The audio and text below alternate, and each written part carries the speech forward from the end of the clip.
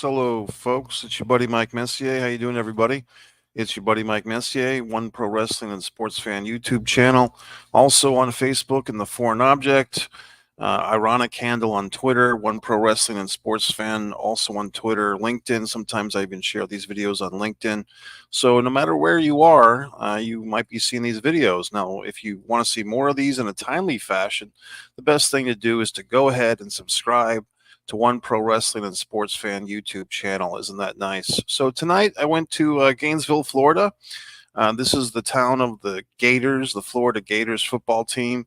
It's a nice town, you know. I like Gainesville quite a bit.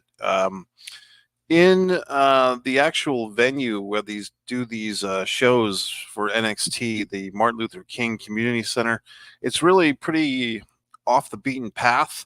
It's a nice place to go for a show. Very safe area, free parking. I actually had a really good parking spot, and I got there right on time at 7:30. And they start these shows right on the dot. You know, I got into the venue. You know, I was walking to the venue at 7:30. I probably was inside of the actual auditorium or whatever you want to call it, gym, at 7:32, and the first match was already going on. So I mean, they don't waste any time. They get these things going. There was actually a lot of matches tonight, I believe.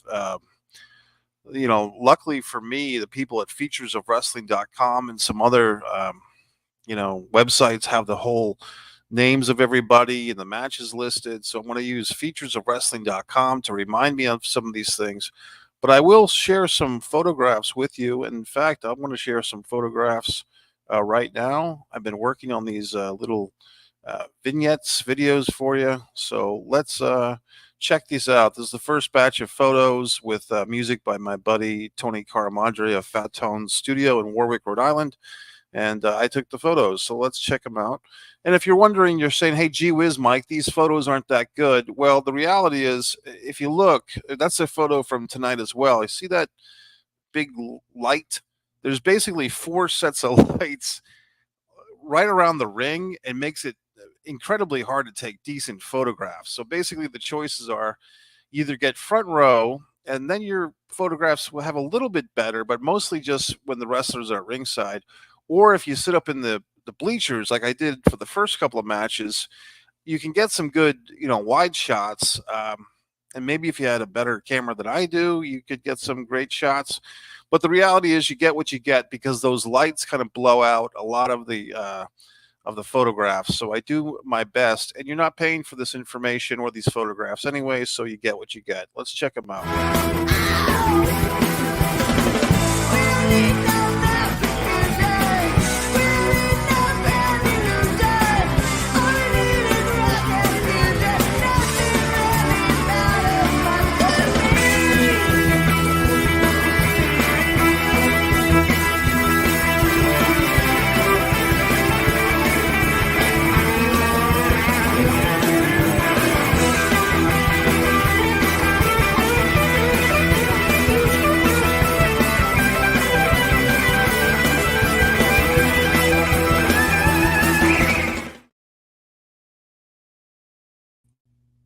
Okay, folks, wasn't that exciting? And I'm back here, and so let's go through the matches, and I'll do what I can to remember my thoughts and feelings on all these matches. First off, it was a nice crowd tonight. I mean, there was probably a room for a few more people. It's hard to say how many seats they sell, but I mean, it seemed like 350 people, perhaps. I mean, and this is a nice venue. Actually, it's worth the drive to Gainesville, which is about 2 hours away from me. It's worth going down there to enjoy these matches, take some photographs for you fine folks, give my thoughts and analysis. It's nice to see a lot of families come to these shows. The parents are bringing the kids. The tickets are comfortably priced. I did notice tonight, though, that they seem like they've jacked up their NXT prices from $10 and $20, and moving forward, it seems like they're going to be $15 and $25. So there you go. But let's take a look at these matches. So when I was coming into the venue, there you see, I believe the gentleman on the top rope there is Javon Evans, defeats Skylar Clinton. This Javon Evans seems like a guy to keep an eye out for. High flyer. We have a lot of wrestlers like that in the world of pro wrestling now, the high flying guys, the acrobatic guys.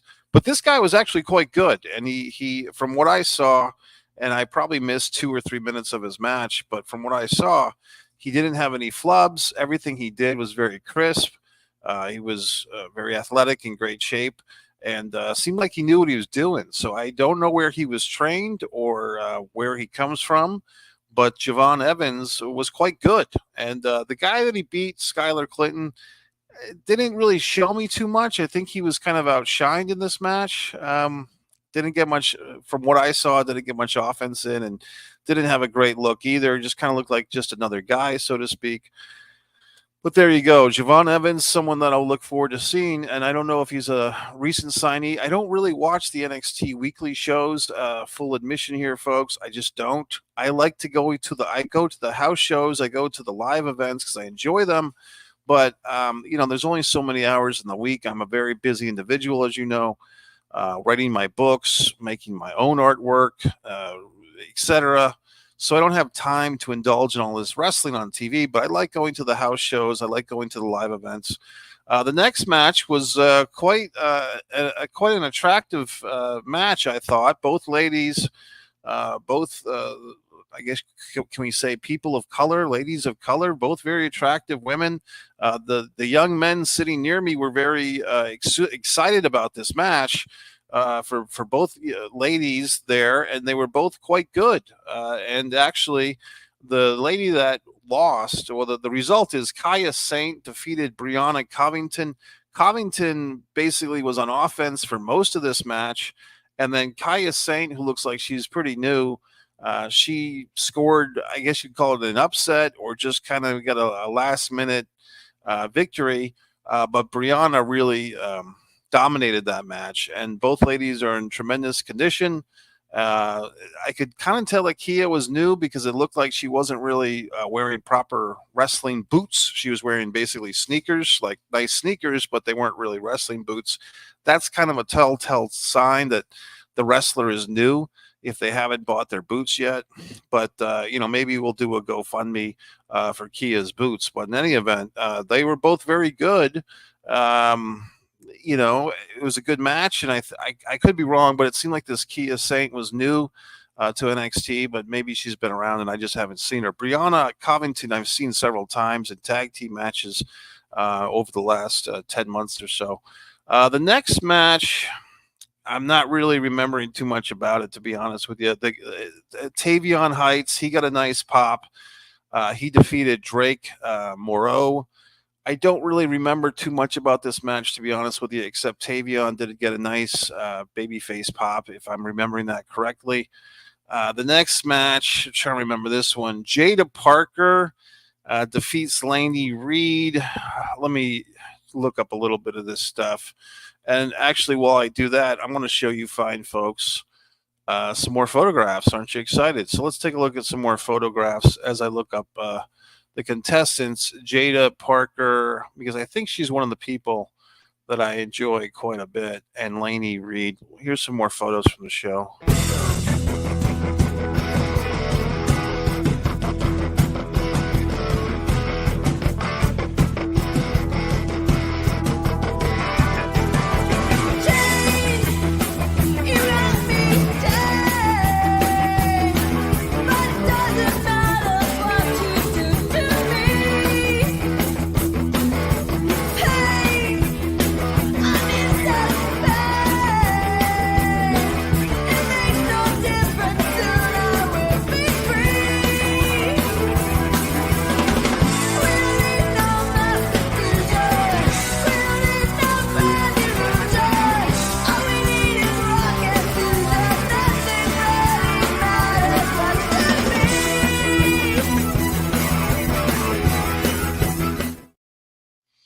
Okay, folks. So I looked it up. Jada Parker, she was quite good. So apparently she's a new person here in NXT. She just got signed. Lainey Reed was her opponent. I think I saw Lainey Reed when I was going to the facilities, the men's room. Lainey was kind of just in the hallway sitting down, and she smiled, but I was kind of in a weird situation. I didn't know what to do, because I'm going to the facilities, and but in any event, they had a good match, but this Jada Parker really seemed very comfortable. She was very good at the heel tactics. Apparently, she's a new signee, Jada Parker. I think that's her new name. And I remember several months ago when she was signing to NXT, around the same time, Jade Cargill was getting signed. And people were wondering or speculating, was Jada Parker the new name for Jade Cargill from AEW? So Jada Parker, with her career history, she is 25 years old. Oh, she's actually from Florida. She was born in Port St. Lucie, Florida, which is terribly too far away. Wow. 25 years old, February 12th, 1999. I guess I won't give away her name here. That's not too nice, but I mean, she has kind of not a really good. Her real name would not be good for wrestling, so I think this Jada Parker will be fine. Her real name is just, it's like got four names. It's kind of proper. It's not a fun real name. It's like a normal real name. So she's 5'7". She's a former soccer player. February 12th, if you're looking to buy her a present. And apparently she was signed there September 30th, 2023. And yeah, so I'm trying to find out more information about her. But she was very good. Her theme song was very good too. And I think the theme song is called Let 'Em Know, if that's the same one they played tonight. But I did make note that her theme song was really good. And apparently her stable mates, because they were there, she showed up later in the night too. I took a bunch of pictures of this young lady, were Bronco Nima, Lucian Price, and Reggie / Scripps out the mud. So I thought she was really good. She was really good at healing it up. She seemed, if the word, I mean, this is the word I use, comfortable. She seemed like she knew what she was doing. She was not in awe of the situation. I don't know if I'd say the same thing about her opponent, although with wrestling, maybe that's just the opponent selling that. You know what I mean? By the way, if you happen to be up at 5 o'clock in the morning on Sunday, you can make some comments here. I would like to get more information about this young woman, because I think she was one of the best wrestlers tonight, like as far as just someone who kind of stood out from the pack. And here's another thing, folks. There's so many women on these NXT house shows. If you like NXT women wrestlers, for whatever reason, they're there. I mean, they're there in droves, and probably had more women on the show tonight than men, which is fine by me, because they were all very talented. They were all very good. Here she is, Jada Parker. Blah, blah, blah, blah, blah. Let's see. So they basically, I'm just looking at MSN.com, and they're just giving a whole big shtick. I'm trying to find out this woman's background, where she was trained and so forth, but it's not turning out to be so easy. So let's move on, and I'll have to do that research at another time. But if you know anything about this Jada Parker, I thought she was very good as a heel. She really worked the crowd well. She knew what she was doing. And now I have about 50 windows open on my computer that I'm trying to dig through so I can go back to these matches. The next match, I'm a big Brian Pillman Sr. fan. Now we have Brian Pillman Jr., but he's known as Lexus King in NXT. He has been in NXT now for 7 or 8 months. Last summer, I think he came in. I don't watch the weekly NXT shows for the most part, so I don't know if he's doing a lot of good stuff on there. I know that he was at one point, because I was watching the highlights and stuff. It looks like Lexus King, he's getting even better shape. A lot of people commented when he came into NXT/WWE that he was in better physical shape than he had been over in AEW. And I would say that he even looked in better shape tonight. So whatever, if Triple H is making him chicken breasts and putting them into, sandwich bags for Lexus King or whatnot, I guess it's working. So good for Lexus. I thought his match tonight was good. It was solid. He did win the match. He did not. I was kind of hoping that he would do some heel mic work because on some of the prior NXT house shows going back to like September and October when I went to a bunch, I went to 5 or 6 different venues in a couple of months late last year, September, October. And I was kind of hoping for that again of Pillman Jr. or Lexus King doing some heel mic work because he's actually quite good at it. And they did not give him that opportunity tonight. And so it just wasn't part of the shenanigans. But he won the match and he got over. This Eddie Thorpe guy, the guy that he defeated, is actually quite good as well. Here's the thing, folks. At this point in the show, we had 4 matches. The first 4 matches, because I made a note of it, I looked at my phone to see the time. It was 8 p.m. So if the show started at 7:30, and I'm going to say what the kids say, but I mean it this time, literally at 8 o'clock p.m., because I did look at my fucking phone, we were done with 4 matches. So that basically means they had 4 matches in 30 minutes, which comes out to 7.5 minutes a match, including introductions. So my point of the matter is, folks, there was a bunch of matches on this show, but it was kind of like every match was really quick. Abrupt, you might say. There was no, at least at this point in their show, there was no big marathon match. So Lexus King defeating Eddie Thorpe. And then we went to our final match. They do intermissions at this show. One thing that's interesting, maybe it's interesting just to me, but at these NXT house shows, they don't always provide concessions for food. And I think what's happening, and I'm just speculating, folks, I think that these are lost leaders, these NXT house shows. I don't think they're actually making money on these shows. I mean, maybe they are. I mean, I really don't know. I don't think they're making much money. Let's put it that way. They're all in the state of Florida. They're pretty much always on the weekends. And, Friday or Saturday night. A lot of times they'll have a Friday night show and then another town on a Saturday night. They're pretty much in 400-seat venues. And I guess they, meaning WWE, is not paying a whole lot for these venues. It really is just giving the younger wrestlers a chance to get their reps in, a facsimile for when they go to the main roster, if they get that far. And some of these NXT wrestlers don't get that far. I've noticed a bunch of people. There was a really interesting wrestler last summer, kind of a big chubby guy, and he kind of did like the non-gender gimmick, or maybe that's not a gimmick, but it was like his real life thing that he brought into wrestling, in which they call stuff. Everything is called a gimmick in wrestling.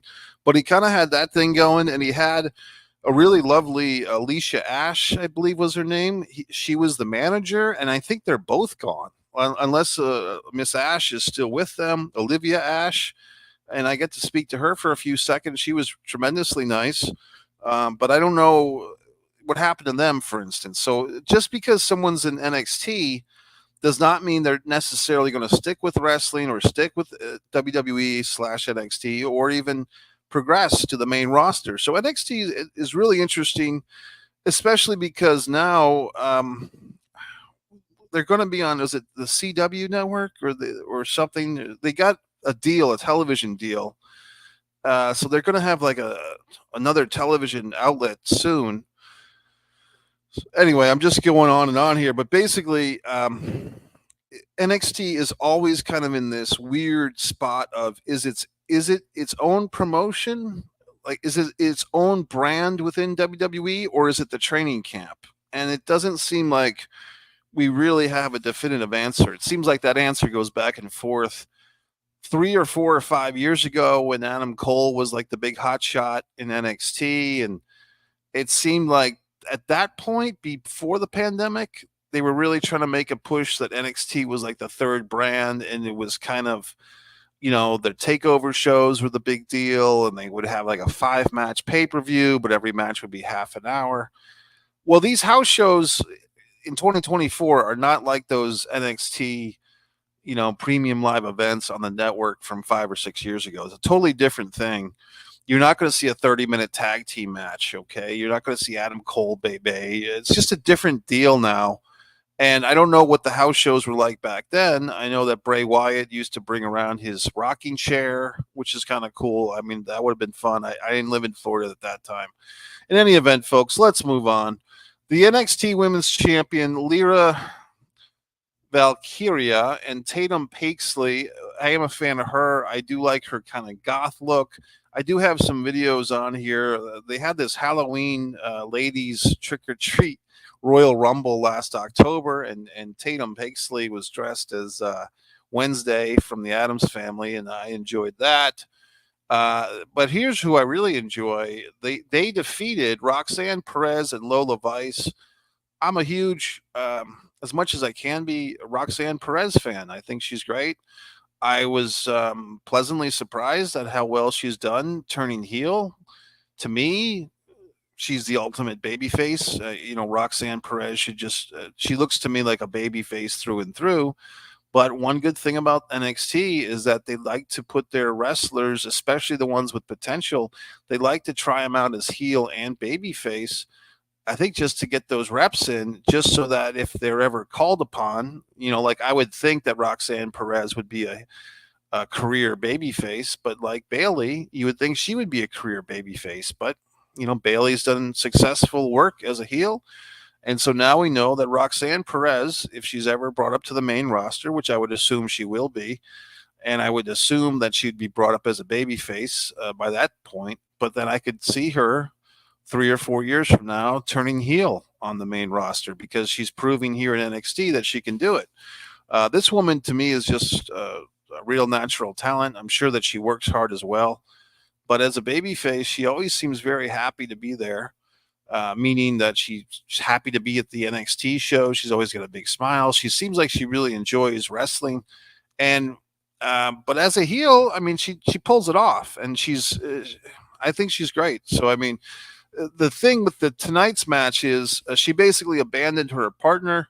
Lola Vice is interesting. I typically kind of think that Lola Vice, I don't know too much about her, but she looks also the thing about Lola Vice, I think that name is better for a tag team. Like I think Lola Vice would be a really cool tag team name. I don't know if it's a good singles name because I think when I think of Vice, I think of, police. And I think of like a Vice Squad, and I think of like it has to be more than one person. So Lola Vice, I don't know. I like that name, but I don't like it for a single competitor. I like it for a tag team, but who the fuck am I to say, right? But Roxanne Perez abandoned her partner, gave her the short arm. That got a big response from the fans. And then these two ladies lost because Lola Vice got pinned by the Good Girls, and there you go. And then that kind of wasn't so many women on this show. So then we had our friendly intermission. We come back. I believe I could be getting this mixed up, but I think that match was right before intermission, or no, that was the first match back after intermission. Lexis King was the first match before intermission because that's when I moved. I got a second row seat at the second half, so I saw the women's tag. Then they did Axiom and Nathan Frazier. Interesting because his name is very similar to Nelson Frazier, who was Mabel / Viscera. But anyway, these guys defeated Out the Mud, Bronco Nima, and Lucian Prince, and they did have the new lady, Jada Parker, at ringside. And so I got some nice photos of her working the crowd. She's really quite good. So this match, it seemed like people were really into it. I was actually fiddle fucking with my phone in some of the pictures that you're seeing tonight. So I did not really see a whole lot of this match. It was right in front of me, but I wasn't paying attention. But the fans seemed to be into it. Axiom is this masked guy. I don't quite get him. I'm not sure what he's supposed to be. To me, he's not a Rey Mysterio quality. He's just kind of a guy with a mask, to be honest with you. I know he does some high flying stuff, but he doesn't really stick out beyond the fact that he wears a mask and so on and so forth. And anyway, the star of that match once again was Jada Parker. I don't know. I guess I wasn't into this match. The next one was interesting, though. This Uriah Connors guy, he looked very new. I had not seen him before. Maybe you fine folks have as well. He kind of came out. I think they said he was 185 pounds, which is pretty small for a wrestler. Oh, so okay. He's also known as Brogan Finley. So I saw this guy then. So this is Fit Finley's son? Gee whiz. So this is Fit Finley's son. So I saw the Finley Regal match, which people have been talking about. They've been wanting to see this, like a match between Finley's kid and what's his dick, Charlie Taylor or whatever the fuck his name is, the Steven Regal's son. So it's the match of the two sons. So basically, Charlie Dempsey defends the NXT Heritage Cup successfully against Uriah Connors. But here's the thing. I mean, if you're going to have second generation guys, I know it's a C thing with the WWE copyright trademark. They just want to have these guys so that they want to have everyone under lock and key, and they don't take advantage of the fact that, wouldn't Lord William Regal or Lord Steven Regal, wouldn't the fact that you've got his son, which is Dempsey, I believe, right, against Fit Finley's son, like, isn't that kind of cool? But, I saw it. I should have known, but I didn't. It just, this is the type of shit that an asshole like me would enjoy. But I did watch the match. It just seemed that this Uriah Connors guy, Fit Finley's son or not, he did not seemed to win the crowd over. I guess he was supposed to be the baby face. No one really knew who the fuck he was. And I mean, if they had said Uriah Finley, I would have known who the fuck he was, or Brogan Finley. But in any event, Charlie Dempsey wins the match. It was cool to see the big cup, and like he's got the fucking cup, and he's got to hand it over to the ring announcer lady. She did a pretty good job. I mean, I at one point I was kind of discriminatory against female ring announcers, to be honest with you, because I just think of the Gary Michael Capettas, the Tom Millers, the Fink, obviously, and some of these classic, baritone male ring announcers. But some of these women are the woman who does Raw now is very good, and SmackDown, she's very good, and some of them are quite good. You know what I mean? I thought even Brandy Rhodes was decent as a ring announcer.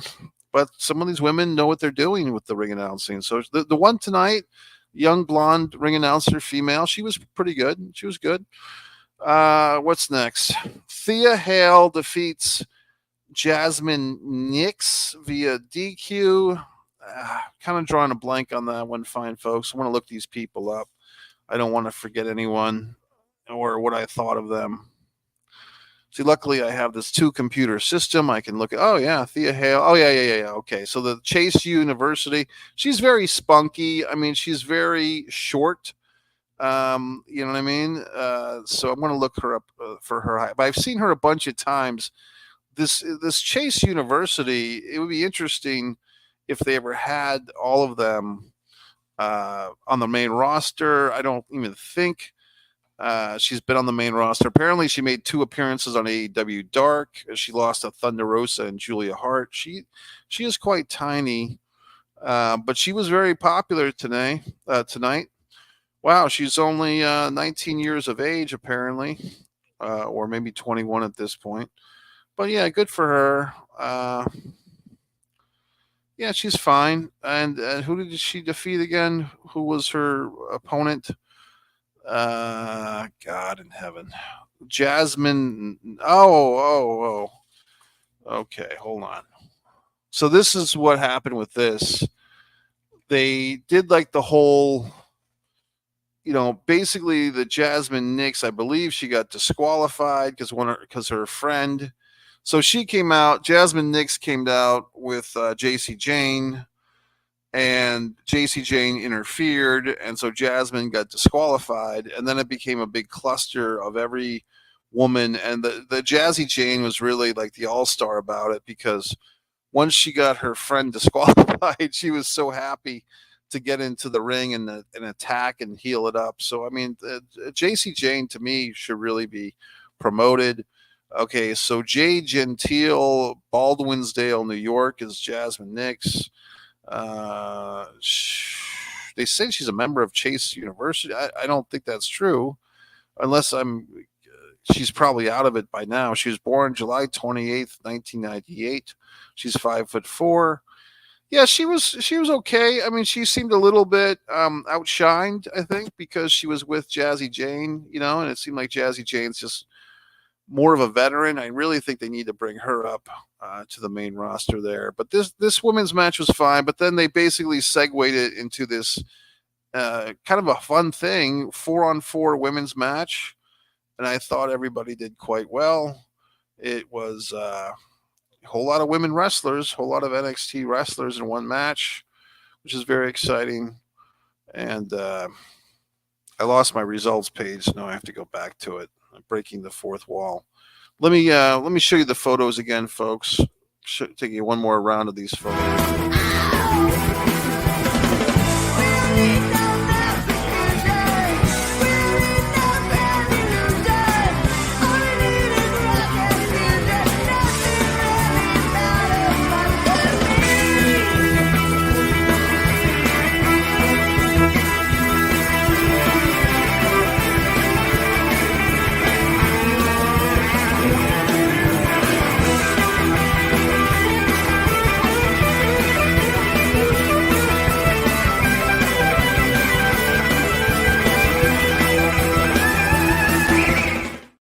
Okay.